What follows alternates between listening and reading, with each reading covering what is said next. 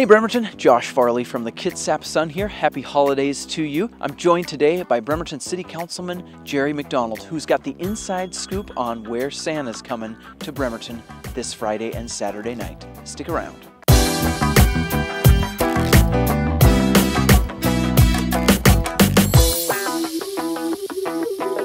Welcome back to this edition of the Bremerton Beat Blast, sponsored by the Admiral Theater. Story number one today is the exciting events coming up this weekend that will feature the one and only Kris Kringle.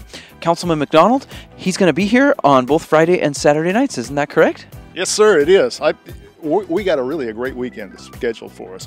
On Friday night, the Bremerton High School band has several ensembles, and we're going to scatter them out throughout the community on the first Friday Art Walk. Santa Claus arrives with the Ice Princess in Manette at 5 o'clock. Santa Claus is going to be there until 7 o'clock taking pictures, and at 7 o'clock he's leaving, going down to the Whitey Domstead Park to light the tree. Now there's a bunch of other things happening on Saturday night here in downtown Bremerton that will feature Santa Claus, and I believe, Jerry, you have some details on when he'll be here. Santa Claus is going to arrive in downtown Bremerton at the Christmas tree in front of the Navy Museum at 5:30. Around 6 o'clock, Mayor Lent and Santa Claus are going to light the Christmas tree. Story number two on the Bremerton Beat Blast this week is about the Salvation Army. You probably read in the Kitsap Sun a few weeks ago that the Kitsap Rescue Mission started its overnight shelter and hopes to continue operating that overnight shelter indefinitely. The Salvation Army's shelter is a little bit different though. It's called a low barrier shelter because it means that even if you're intoxicated, if you have a pet, if you have some kind of medical condition, you can always get a spot there on short notice. So it will actually open on December 19th. I spoke with Cheryl Piercy, the Social Services Director for the Salvation Army, about why she thinks this shelter is crucial in our community. That first night, they just show up and we give them a place to sleep. We have the ability to, we have showers here and laundry, we have a meal program, clothing bank, and it gives people time to stabilize so then they can move on and do the other resources. I think a lot of times low barrier works because people, when you're expected to do all this paperwork, you know, and check in, and you're so used to having everyone say no, you give up trying. And this way people can reach, you know, and ask for help or show up and get a bed and then start reaching out for more help. I think it gives them hope to keep trying.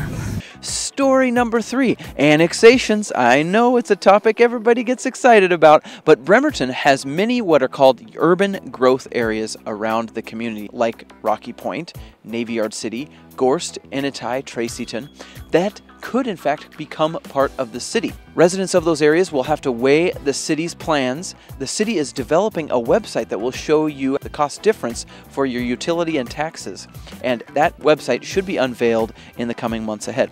Stick with the Kitsap Sun. We'll bring you all the updates on this emerging front. Story number four is about what might be the tiniest park in all of downtown Bremerton. That park, which is located right behind the Bremerton Bar and Grill next to the ferry terminal, has been closed as Tim Ryan Construction constructs a new Chung's Teriyaki in that location. One of the reasons city officials said they had to close the park was because there are utilities that are actually located within it. It's a funky little slice of property here in downtown Bremerton. City officials assure me that while there is no written agreement that says what the contractor is going to be doing with the park in that time, and there's no compensation changing hands, that the constructors will in fact put the park back together just the way they left it. And finally, story number five. I wanted to whet your appetite for an upcoming story walk. I'm looking at waterfalls.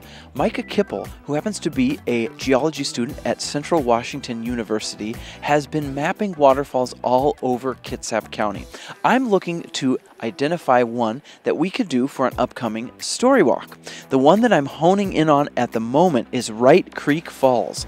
If you go up to Pendergast Park, it's located in a forested land, and I'm hoping that at 1 o'clock on Saturday, December the 17th, we can go and check out these majestic falls. Hope you can join us. That's going to do it for this edition of the Bremerton Beat Blast. I hope you have a great rest of your week, and we'll see you again next Tuesday. Happy holidays, everybody.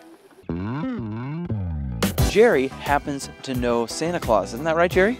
It's absolutely true. And you know how busy he is this time of the year. Well, he's taking out Friday night and Saturday night to come visit with us.